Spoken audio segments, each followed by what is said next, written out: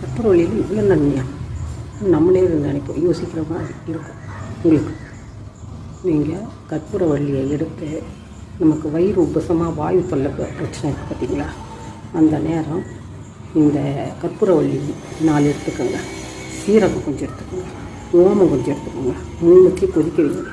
கொதிக்க வச்சு ஒரு டம்ளர் ஒரு 100 ml இருக்கிற அளவுக்கு வந்த பிற்பாடு ஒரு 200 ஊற்றினீங்கன்னா, இதெல்லாம் போட்டிங்கன்னா ஒரு 100 வர வரைக்கும் வச்சுருங்க. 100 ml வந்த உடனே அதை எடுத்து ஆற்றி நல்லா குடிச்சிடுங்க. வேறு எதுவும் சால்ட்டோ சர்க்கரையோ எதுவுமே வேண்டாம், குடிச்சிடுங்க. அதுக்கப்புறம் கொஞ்சம் நேரத்தில் பாருங்கள், அந்த வயிறு உபசமாக இருக்குது, ஏப்பம் வராமல் இருக்குது, முடியாமல் நம்மளால் ஏப்பம் வராது அவஸ்தைப்படும், வயிறு உபசமாக இருக்கும் இல்லை, அதெல்லாம் கிளியர் ஆகிடும். 1.